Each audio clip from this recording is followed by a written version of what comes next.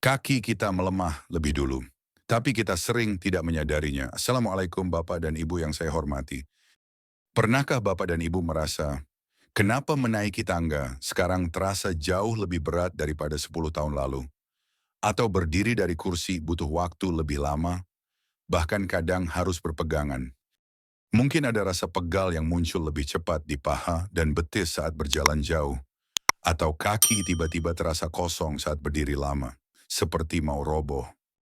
Kalau Bapak dan Ibu merasakan hal ini, tolong jangan anggap remeh. Karena dalam dunia medis, inilah tanda pertama bahwa kaki mulai melemah diam-diam. Saya, Dr. Udi, ingin sampaikan satu hal penting. Kaki adalah bagian tubuh pertama yang melemah seiring bertambahnya usia. Bukan tangan, bukan punggung, tapi kaki. Dan saat kaki mulai kehilangan kekuatan, itu bukan cuma soal sulit berjalan, tapi itu artinya kemandirian mulai hilang, risiko jatuh meningkat, dan peluang untuk hidup bebas dan aktif mulai memudar. Penyebab utamanya adalah sarkopenia, penurunan massa otot akibat usia. Kita semua mengalaminya.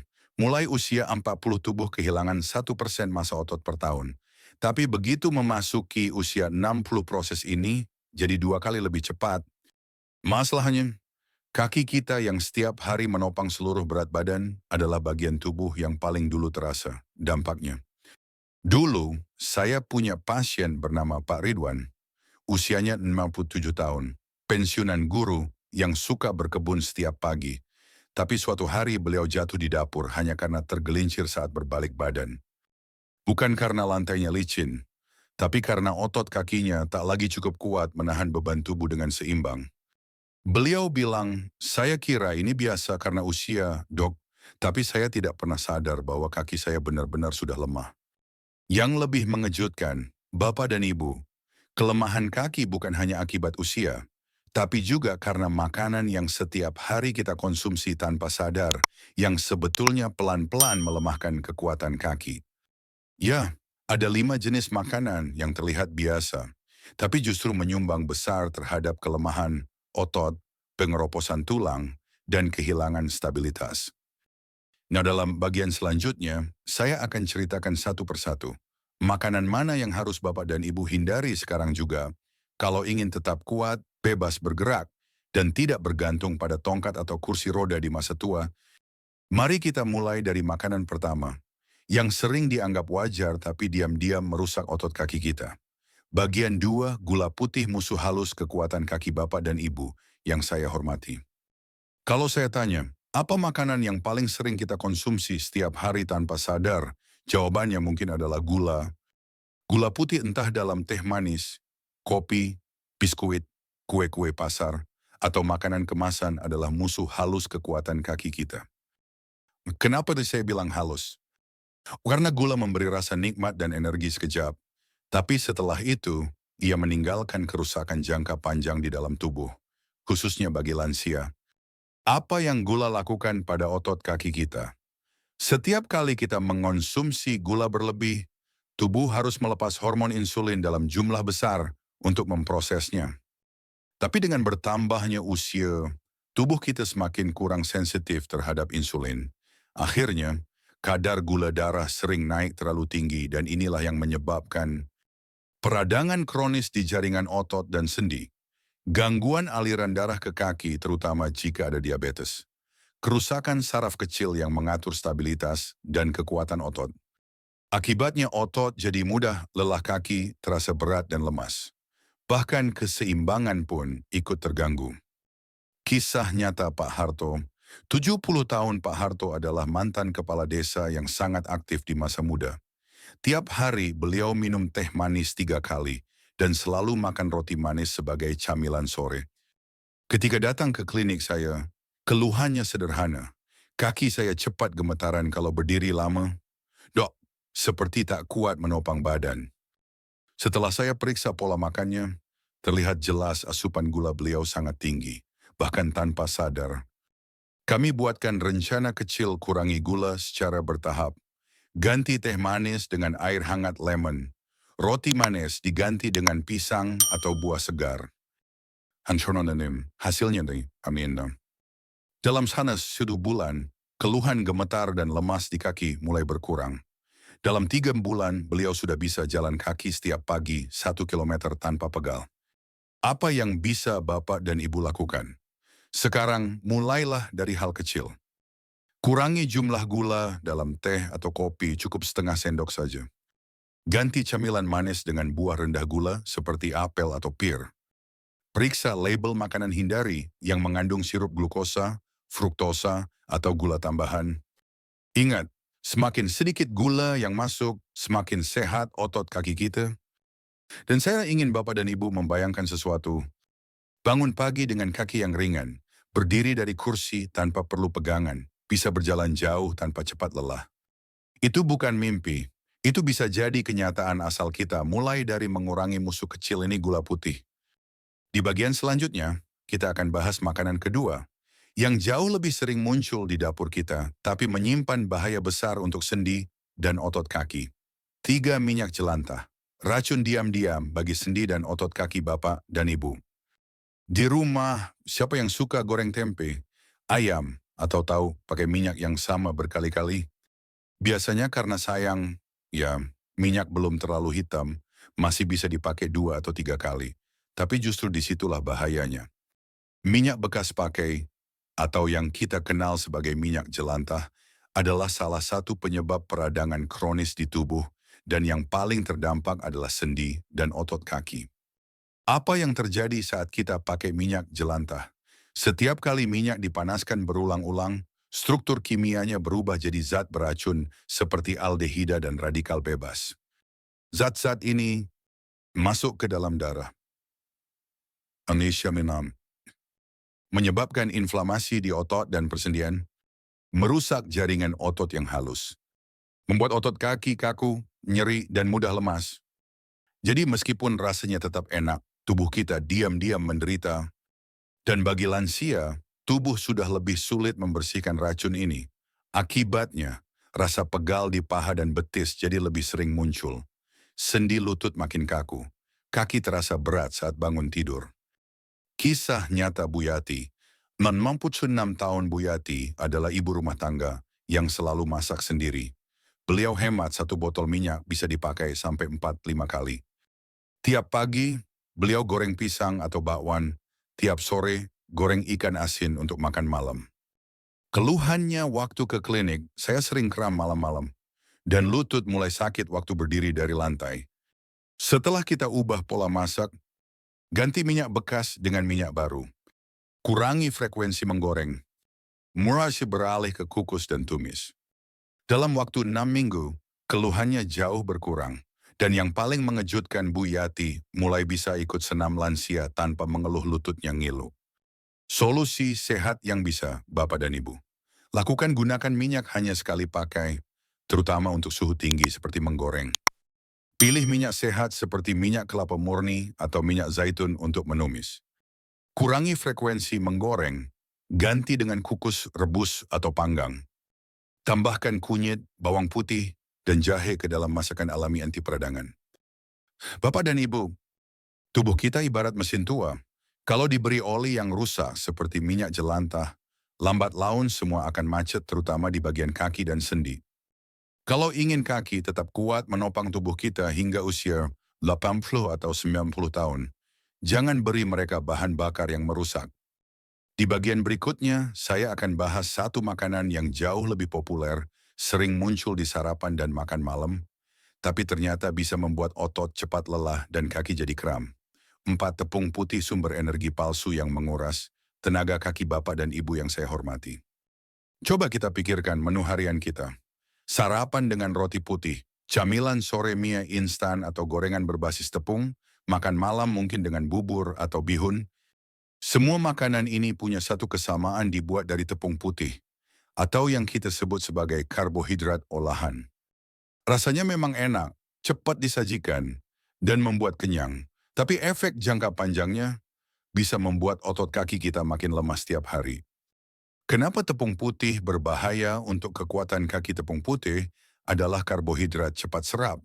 Ketika masuk ke tubuh, ia langsung berubah jadi gula dan menyebabkan lonjakan gula darah mendadak. Setelah itu, Tubuh langsung turun energi secara drastis. Inilah yang menyebabkan kaki terasa berat dan lesu setelah makan. Otot cepat kehabisan tenaga.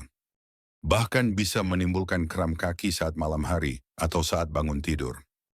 Lebih dari itu, konsumsi tepung putih berlebihan juga mempercepat hilangnya massa otot karena tubuh tidak mendapat cukup protein dan serat untuk menjaga kekuatan jaringan otot. Sturananon. Kisah nyata Pak Saman. 77 tahun Pak Saman adalah pensiunan mandor bangunan. Beliau terbiasa makan bihun atau mie instan hampir setiap malam. Menurutnya, cepat, murah, dan bikin kenyang. Namun, tiap pagi saat bangun tidur, beliau mengeluh betisnya kaku, sulit digerakkan, dan sering terasa kesemutan. Kami evaluasi makanannya dan langsung temukan pola. Hampir tidak ada protein, serat, atau lemak sehat, hanya karbohidrat kosong dari tepung putih. Setelah kita buat perubahan kecil, ganti sarapan roti dengan telur dan ubi kukus. Kurangi mie instan, tambahkan sup sayur dengan tahu ayam. Makan malam ganti ke nasi merah dan lauk rebus. Dalam 1 bulan, kakinya mulai terasa ringan, dan ia bahkan bilang, sekarang saya bisa ikut cucu saya lari-lari kecil. Apa yang bisa dilakukan mulai sekarang? Kurangi konsumsi roti putih, mie instan, dan gorengan berbasis tepung. Ganti dengan karbohidrat kompleks seperti nasi merah, ubi, atau singkong. Pastiin tiap kali makan ada protein dan sayuran untuk menyeimbangkan nutrisi. Hindari makan tepung putih di malam hari tubuh tak sempat membakar energinya. Bapak Danam. What first and tepung putih memang mengenyangkan, tapi kenyang itu sementara, sedangkan kerusakannya berlangsung lama. Jika Bapak dan Ibu ingin kaki tetap kuat dan bebas dari kram, kurangi karbohidrat olahan mulai sekarang. Di bagian berikutnya, saya akan ungkap 2 makanan terakhir yang sering dianggap normal, tapi sebenarnya mempercepat pelemahan kaki dan pengeroposan tulang terutama jika dikonsumsi jangka panjang. 6 kaki yang kuat. Bukan soal usia, tapi soal pilihan setiap hari Bapak dan Ibu yang saya hormati. Setelah kita bahas 5 jenis makanan yang diam-diam melemahkan kekuatan kaki, mungkin muncul satu pertanyaan di dalam hati. Apakah saya sudah terlambat untuk berubah, Dok? Jawaban saya sederhana, belum, sama sekali belum. Karena umur tidak pernah menentukan akhir dari kekuatan. Yang menentukan adalah kebiasaan kecil yang Bapak dan Ibu rawat setiap hari. Saya ingin mengajak Bapak dan Ibu membayangkan sesuatu. Want to beschenken in Bapak dan Ibu? Bangun pagi tanpa pegal di betis. Bisa naik tangga tanpa ragu. Bisa jalan kaki di taman sambil tertawa dengan cucu. Bahkan menari pelan bersama pasangan di ruang tengah. Semua itu bukan khayalan. Itu bisa terjadi jika kita mulai dari sekarang. 3 makanan penyelamat kekuatan kaki. Jika tadi kita bicara tentang makanan berbahaya, maka sekarang saya ingin Bapak dan Ibu ingat 3 makanan sederhana yang sangat kuat menjaga kaki kita. Hokurn ikan berlemak, seperti salmon, kin sarden, dan makarel kaya omega-3 dan protein berkualitas tinggi yang memperbaiki otot, sendi, dan mengurangi peradangan. 2 produk susu sehat, seperti susu rendah lemak, yogurt, dan keju alami, memberi tubuh kalsium dan protein, memperkuat tulang kaki, dan mencegah kerapuhan. 3 sayuran hijau, seperti bayam, kale, dan sawi kaya magnesium, kalium, dan vitamin K untuk menjaga fleksibilitas, kekuatan otot, dan keseimbangan elektrolit. Gabungkan 3 makanan ini ke dalam menu harian Bapak dan Ibu, dan tubuh akan mulai memperbaiki dirinya sendiri pelan, tapi pasti. 3 kebiasaan harian untuk kaki kuat dan stabil. Selain makanan, tubuh kita juga butuh gerakan dan ritme sehat. Berikut 3 kebiasaan sederhana yang saya sarankan. 1. Bergerak setiap hari jalan kaki 15-30 menit, naik turun tangga, atau latihan ringan seperti tai chi, yoga, atau senam lansia. Ini menjaga otot tetap aktif, sendi tetap lentur, dan sirkulasi darah lancar. 2. Minum air yang cukup otot kita. Sebagian besar terdiri dari air. Kurangnya cairan menyebabkan kram, pegal, dan kaki terasa berat. Targetkan 8 gelas sehari dan mulai pagi dengan air putih sebelum kopi. 3. Tidur cukup dan berkualitas. Saat tidur, tubuh memperbaiki jaringan otot dan tulang. Pastikan tidur 7-9 jam per malam. Hindari layar HP 1 jam sebelum tidur dan buat suasana kamar yang tenang. Kisah penutup Ibu Siti. 74 tahun Ibu Siti datang ke klinik saya dengan keluhan. Setiap kali saya berdiri dari kursi, kaki terasa berat, bahkan untuk sholat saja saya butuh bantuan anak. Setelah kami bantu susun ulang pola makan dan rutinitas hariannya mengganti sosis dengan ikan kukus, mengganti soda dengan infused water, dan mulai jalan pagi 10 menit dalam 2 bulan. Ibu Siti sudah bisa naik tangga kecil di masjid tanpa bantuan. Beliau tersenyum dan berkata, "Terima kasih, Dok. Saya merasa seperti diberi kembali kaki saya." Penutup kaki adalah pondasi kehidupan kita, Bapak dan Ibu. Kaki adalah pondasi dari kebebasan kita. Jika kaki kuat, kita bisa beribadah tanpa hambatan, bisa bermain dengan cucu, bisa berjalan menyusuri pasar atau taman, bisa menikmati sisa usia dengan penuh harga diri dan kemandirian. Tapi jika kita biarkan makanan berbahaya terus masuk, jika kita terus diam dan tak bergerak, kita bukan hanya kehilangan tenaga, kita kehilangan kemerdekaan hidup. Hari ini, saya Dr. Udi tidak datang membawa obat mahal, saya hanya membawa pengingat. Perubahan besar dimulai dari langkah kecil. 1 piring makanan sehat, 1 gelas air putih, 1 langkah keluar rumah untuk berjalan. Nona ingat, tidak pernah ada kata terlambat. Bukan usia yang membuat kaki lemah, tapi diam.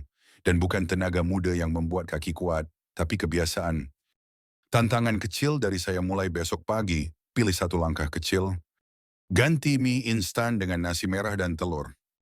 Jalan kaki 10 menit di sekitar rumah. Minum air putih sebelum ngopi. Atau hanya berdiri lebih sering dari kursi.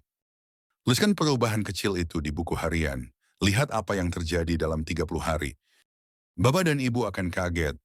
Karena ternyata kaki yang kuat bukan hadiah dari umur muda, tapi dari pilihan sadar setiap hari.